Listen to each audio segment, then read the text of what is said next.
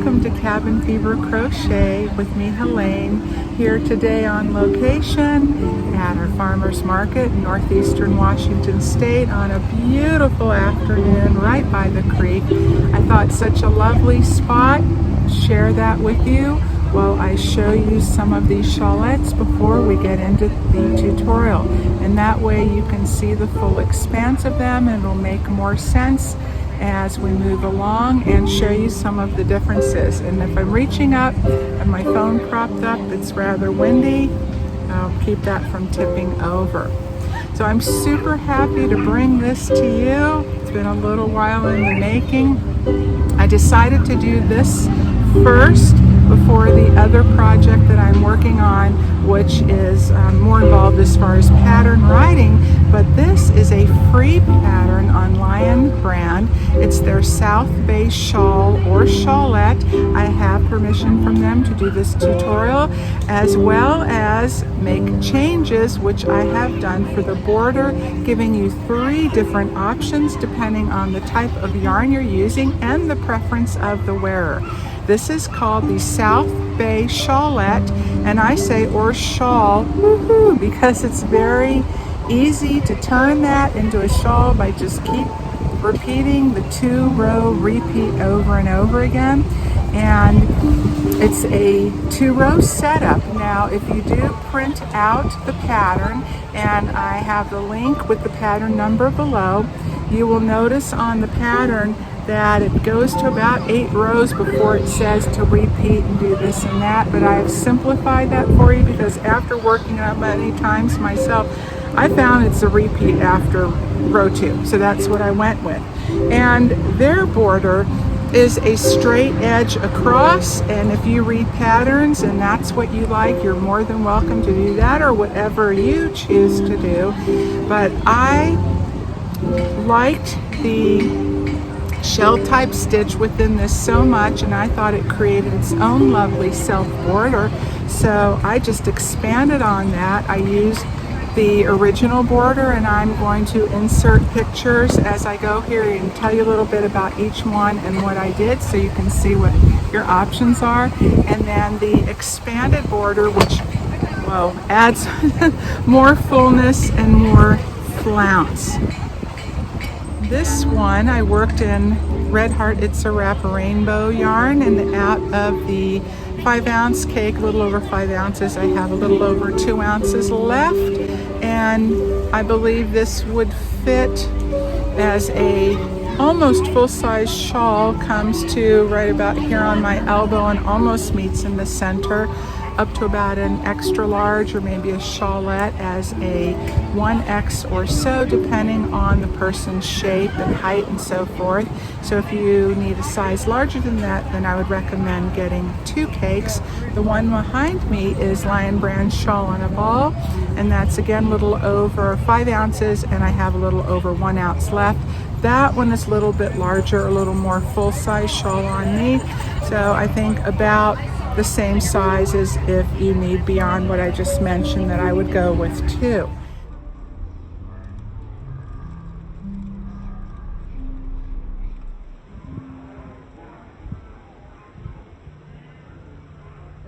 Now the one in the photo with the pink and the orange and the yellow, that I used exactly half of Hobby Lobby's Rainbow Rhapsody yarn, and that one could make 2 shawlettes or 1 really nice sized full-size shawl. All right, so let's go ahead and get started with the tutorial. And real quick, I have 2 full-size shawls to show you. I did several years ago, so you can see how they look in different weights and fibers. This is Lion Brand Original Mandala in the color Genie. I stayed with the same hook throughout. You can see the lovely floral design, how it really pops in a thicker yarn. And for the border, I ended on row 2 of our 2-row repeat and just changed it slightly for a good fringe placement. This one is the original Karen Cakes with the 20% wool. I did not do anything different for the border. I ended strictly on row 2, except I added tassels to both ends and the center. Alright, let's get started. Besides your usual hook and supplies, you will need one stitch marker to mark your center point. Today I am working in Cascade Yarn Sarasota, a 60/40 cotton acrylic blend, 314 yards per usual 100-gram ball. I'm guessing the recommended hook size average for this would be a USG or 4mm hook, and I am going up to a USI 5.5mm hook to make this more airy and light for summer wear. And you will hear the whooshing of my fan in the background, because if I'm going to be concentrating on my crochet instead of melting in the heat, then I definitely need to have that on. Alright, so make your slip knot, and we are going to begin with a chain of 7.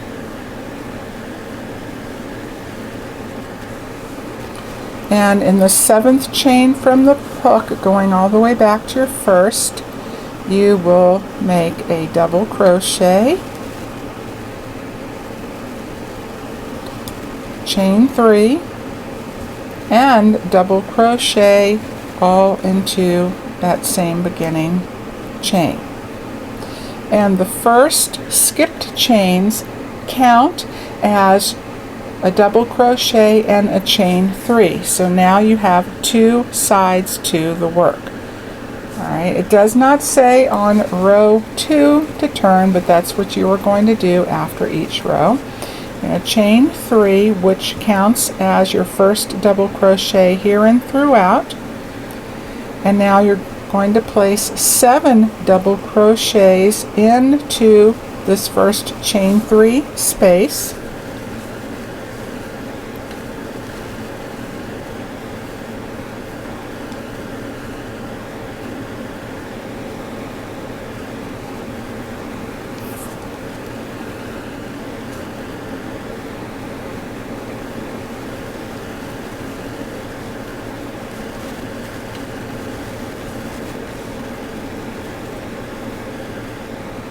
Okay.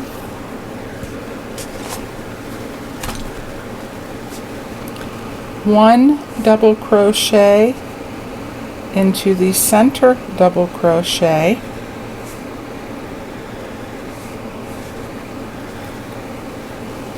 seven double crochet in the next chain 3 space,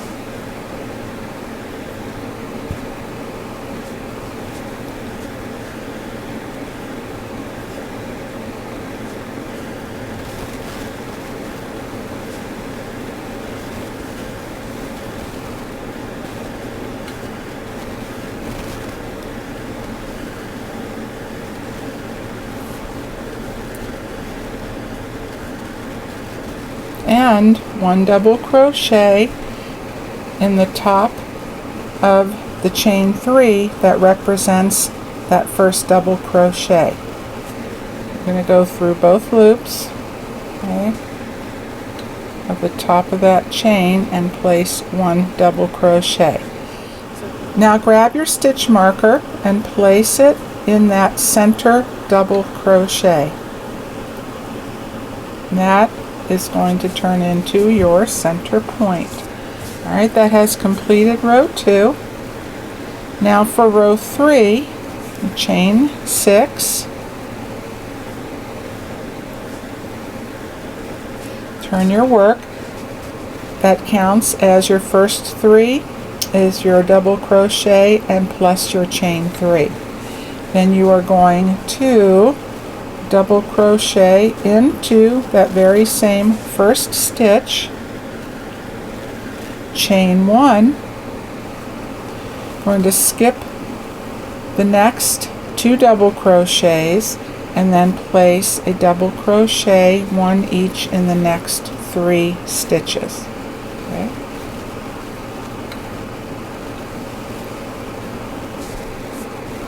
Chain 1 again, skip the next 2, and now we're up to the center point. We're going to place a double V-stitch into the center double crochet. So you skip the next two like you did here. You skipped 2, 3 double crochets, chain 1, skip 2 again. Now double crochet, chain 3, double crochet into that same center double crochet again, chain 3 again, and 1 more double crochet all into the center. And now you have a new center point, that double crochet right in the middle, so you can put your stitch marker back in there. And once you get your rhythm and the hang of it, you can leave the stitch marker out, but I find it's handy to leave it in because once I get going along and working pretty quickly, it's easy to make a mistake and skip over that, so it's nice to have that visual there. Alright, and now we're just going to mirror what we did on this side. So you're going to chain 1 again, skip 2, 1 double crochet in each of the next 3,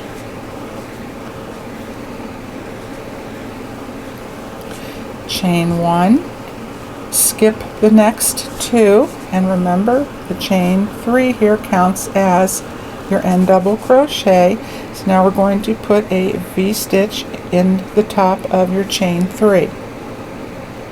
Through the top of both loops, double crochet, chain 3, and double crochet all into that same top of your turning chain.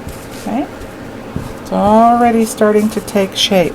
So this row, third row that we just did, essentially this is what we're going to repeat. Rows 3 and then the next row over and over. Now, all right, so now moving on to a row 4,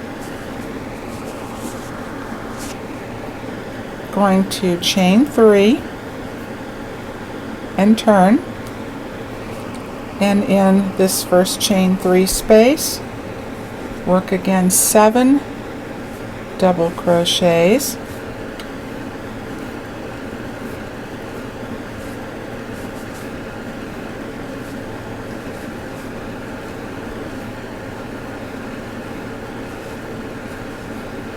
chain 1, and throughout all of the work we chain 1 in between each sequence on both row repeats. Now we're going to jump over to the center double crochet of the group of 3. You skip the next, you skip the chain 1, the next double crochet, and in the center just place 1 double crochet, chain 1 again, skip over to the next chain 3 space and place 7 double crochets,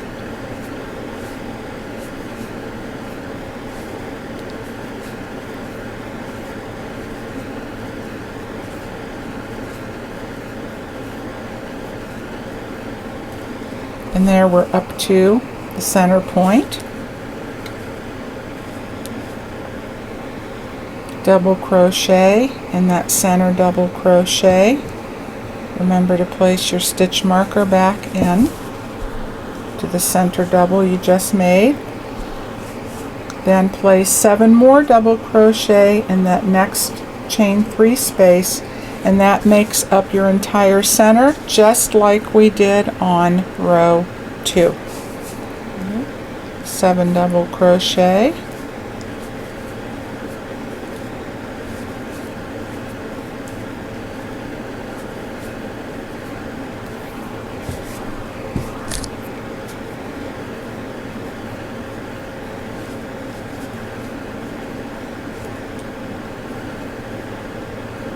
chain 1. Again, here is your set of 3 double crochets. You're going to skip over to the center, place 1 double crochet there, chain 1 again, and now we're to the last chain 3 space, and you place 7 double crochet there.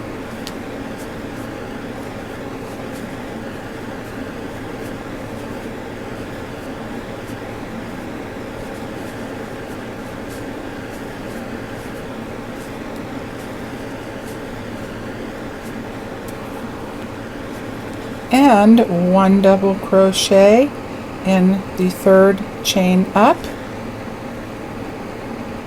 which is known as the top of your turning chain or the top of the chain 3 that represents your end double crochet. So at the end of each row you will always have that extra double crochet at the end, and that is part of your increase on the sides, and this is your increase in the center. So that is your 2-row repeat, and I'm going to do that with you 1 or 2 more times so you get the hang of it. Alright, so we are now on the V-stitch row. So you can think of this as your shell row, and what we're doing now is the V-stitch row. Begin with your chain 6, so the chain 3 is your double crochet plus chain 3, and turn, double crochet again in that same beginning stitch, and now we do chain 1 as mentioned after each sequence in our pattern. Then you're going to skip the next 2 double crochets and place 1 double crochet in each of the next 3.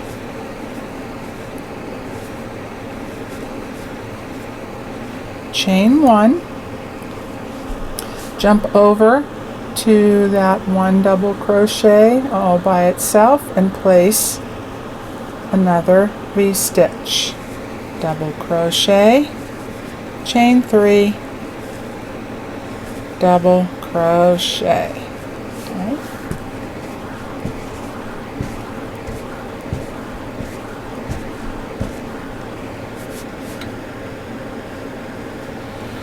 Chain 1, skip the next 2 double crochet, this, and we've entered our center part of our pattern, and you keep working through that. So skip the next 2 double crochet and 1 double crochet in each of the next 3.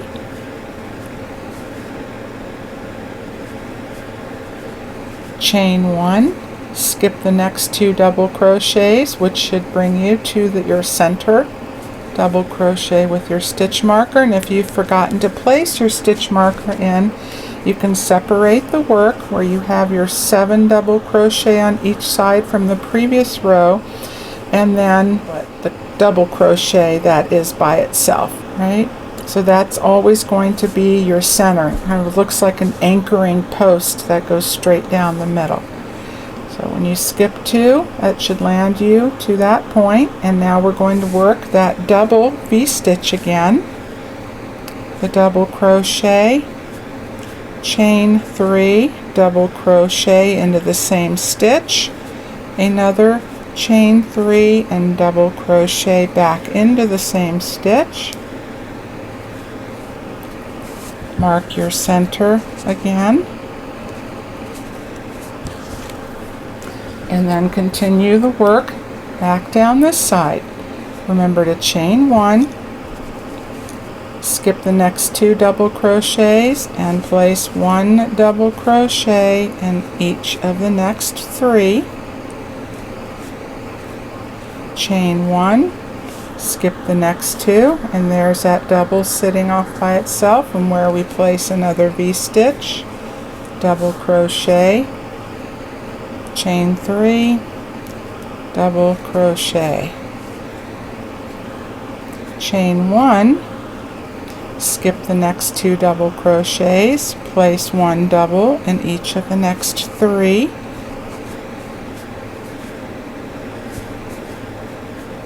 chain 1, skip the next 2, brings us to the top of our turning chain, and work V-stitch through those top loops of your last stitch, which is the double crochet, chain 3, double crochet.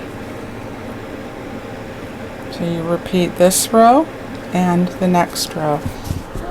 And now for the second row of our repeat, which is the set of 7 double crochets. So you chain 3, which counts as that extra double crochet on the end, and now place 7 double crochets into the chain 3 space of that first V-stitch.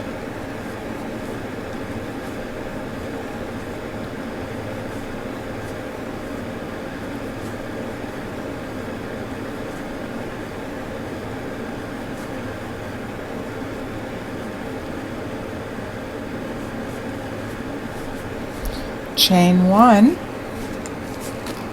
jump over to the set of 3 double crochets, place the 1 double crochet in the center, chain 1, there's the V-stitch, and again 7 double crochets in that chain 3 space.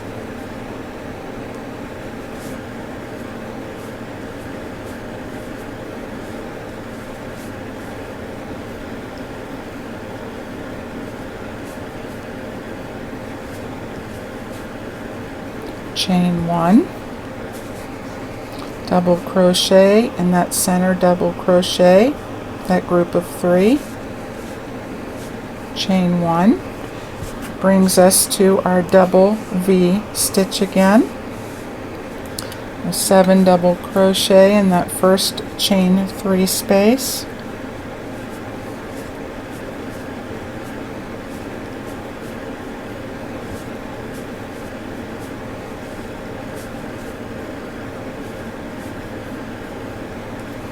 one double crochet in the center double crochet, then 7 double crochet in the second half. Okay, so go ahead, repeat these 2 rows over and over to your desired width and length, whether it be a shawlette or a full-size shawl, that is up to you. But stop on the V-stitch row because the 7 double crochet row is the one that we are going to be creating our border. And I will show you the different variations because what you choose to do will depend, as mentioned, on the type of yarn and the wearer, because the yarn can act very differently on the pattern that you're using. And you might want to play around and try a couple and see which one you like best. I'm back, and I've changed colors to help you better able to see the differences that I'm doing along the edge. But I did end on the V-stitch row, and for one of the first shawls that I made, and I've worn quite a bit, you may have seen me, but this one I did with the original 7 double crochet shell stitch row. That is the second row of our repeat. I did not make any changes as far as to the stitch count. What I did instead, I stayed with the same hook size. Now you can go up a hook size if you want a little bit more elongated and drapey. It does give a bit of a different look, so I'm going to begin with the same 5.5 millimeter I've been working in, and then I'm going to switch to a 6 millimeter USJ hook just so you can see the difference with the two. So for the fringe, if you just want to simply do fringe, or you could do a tassel on each end plus fringe, just a tassel, whatever you would like to do. I'm going to show you this version to start. So you go ahead and you chain 3 as usual, turn the work, and instead of 7 double crochet, you're going to put 3,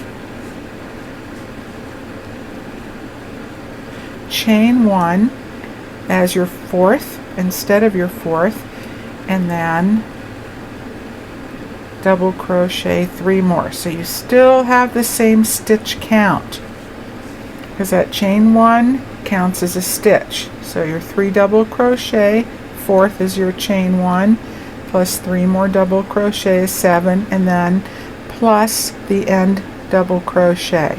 Always have one at each end still.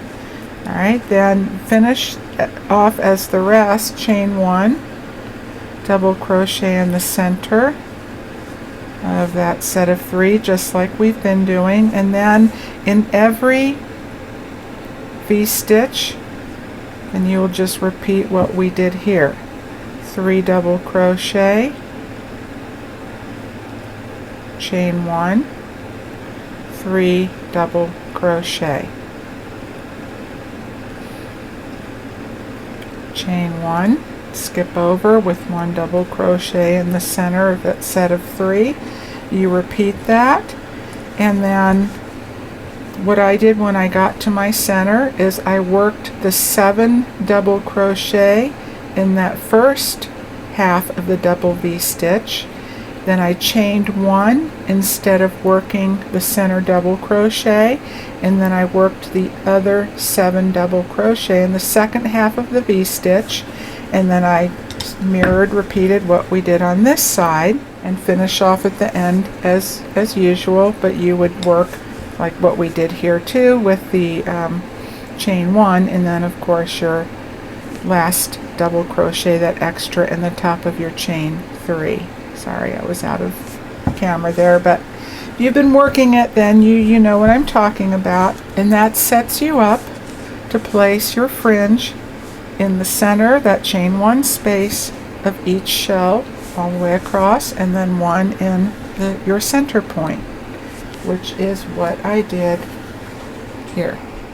Now here are 2 repeats with the larger 6mm hook, just so you can see the difference, and there is a bit of a height difference. Using the larger hook, you get more of a dip, more of a point, and especially if you put fringe in there. Now you could do this with the chain 1 without fringe if you just want a little bit different. And to me though, by going up a hook size, it adds a little more flounce, a little bit more drape, and more of a separation to frame and border from the rest of the pattern, because the stitches are a little bit longer.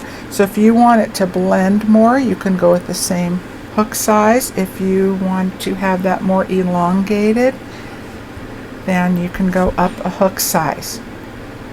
Alright, now for border option number 2, and that is more of the scalloped version, and I just started to do this one recently and going up a hook size, and because we will be adding 2 more stitches in each of this shell section, I worked it so many different ways, and I found by going up 1 hook size from the body of your work really does make a difference, so that these stitches will lay flatter and have more drape, because adding extra stitches, it tended to bunch the work up a little too much, and they wanted to curl up on themselves. So go up 1 hook size, test it out again with the yarn, and just to show you the difference side by side, this is with the larger hook, and then even so you can see the difference. By adding the extra stitches, you get even more an extended, elongated, yet it goes really well with the stitch pattern. It just adds a little more oomph to it, a little extra something, and I think it just elevates it a little bit more. Alright, so I'm going to show you that one now. Okay, with the larger hook, chain 3, turn just as we have been, double crochet again into the chain 3 space. Now work 2 triple crochets, wrapping the yarn around twice, triple or treble, call both. Now work 3 double triple crochets. So you wrap the yarn around 3 times, and you just work it like you do a regular double crochet, yarning over, pulling up a loop, going through 2, yarning over through 2, yarning over through 2, and the last 2, and you just keep doing that until you've worked all the stitches. So we will do 3 of those. This is number 2.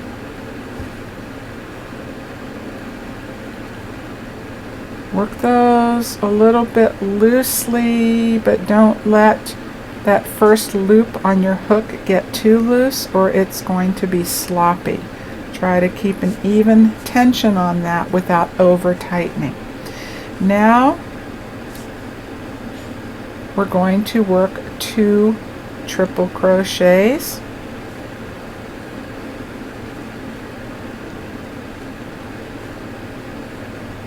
and 1 double crochet. So we have added 2 stitches. We have a total of 9 in the V-stitch plus our end double crochet. Alright, then chain 1 and work a double crochet as we have been in that center set of 3 double crochets, chain 1, and repeat this extended shell. That's what I'm going to call it. Alright, so we do 1 double, 2 triples. So you could think of it to help remember, you wrap the yarn around 2 times, so you work 2 of those. Now we'll do 3 double triples. You wrap the yarn around 3 times, and we will work 3 of those.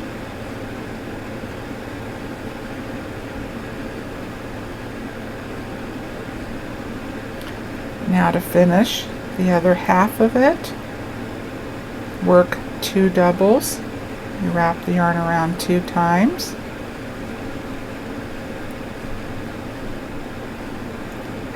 And 1 double. You're wrapping the yarn around 1 time. Chain 1, double crochet in the center of that set of 3 double crochets. You repeat. We're going to do something a little bit different at our center, so I'm going to finish this side up to that point and I will meet you there. Okay, here I am already, and yes, this takes a little more time, longer stitches, it uses more yarn, but you get a beautiful border in 1 row. So it's equivalent if you were doing a border that had multiple rows in it.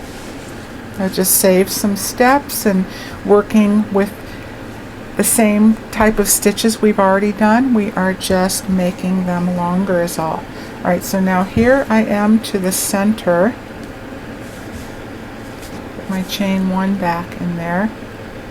And now in the first V-stitch, that first chain 3 space, work 1 double,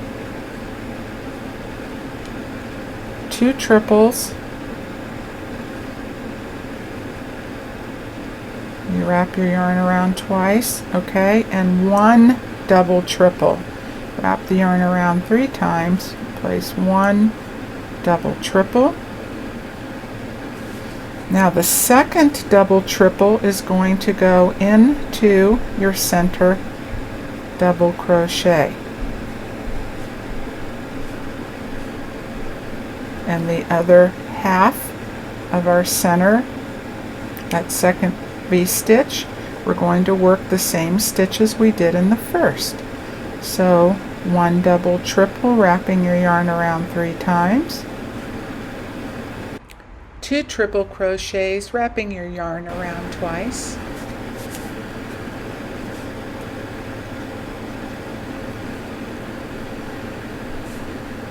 And 1 double crochet, chain 1, and then double crochet in the center, the next set of 3, and then you work the other side the same as we worked the first side by placing in the next V-stitch 1 double crochet, 2 triples, 3 double triples, 2 triples, 1 double, all the way down, and make sure you put that extra double crochet into the top of your chain 3, and that's it.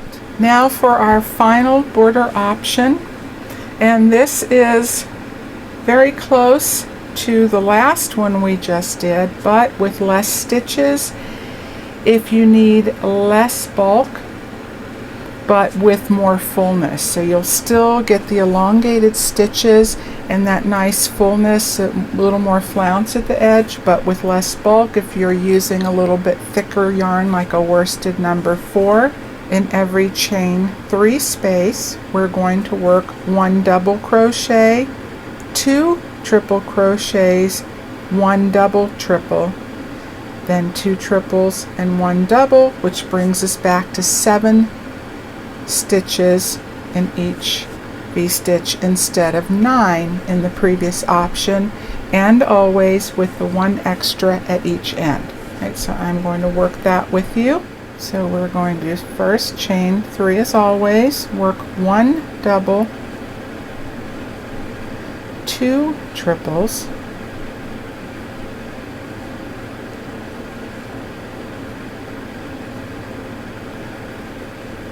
1 double triple,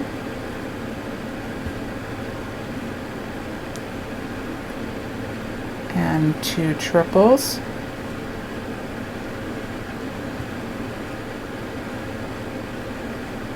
one double. Then, as always, chain 1 double crochet in the center set of the 3, chain 1, and repeat across. So you still get those elongated stitches, but less of them, 2 less. When you get to your center, you work 1 double and 2 triple crochets, that double triple in your center double crochet, and then again 2 triple crochets, 1 double, and then you continue on as always, and that's that. I do recommend doing a light steaming. You don't have to do a full-on blocking, and I just take the iron 8 inches or so above, put it on the setting that's appropriate for the type of yarn. Be really careful if you're using a synthetic or anything metallic so you don't melt the fiber, and especially you don't burn yourself either. And then I just mist it a couple of times, let it get damp. I smooth it out with my hand. I might separate the edge a little bit, this flounce, lay flat. I will work on the back side. Let that cool down, let it set, let it cool down, and then move on to the next section, and it cools rather quickly. And then I will once I've finished, flip it to the front and do that again. Doesn't take very long, but it gives you a really nice drape. It opens up, it relaxes the stitches, and a beautiful finished look. So that's that for this tutorial. I hope you enjoyed it. I hope it was worth waiting for. I really like this pattern. It's one of my favorites that I go to, and I really had fun just changing it up a little bit differently and giving you more options also. Okay, well, please take good care, everyone. Come back again next time. I have more fun stuff in the works for you. And until then, I will see you soon. Bye for now.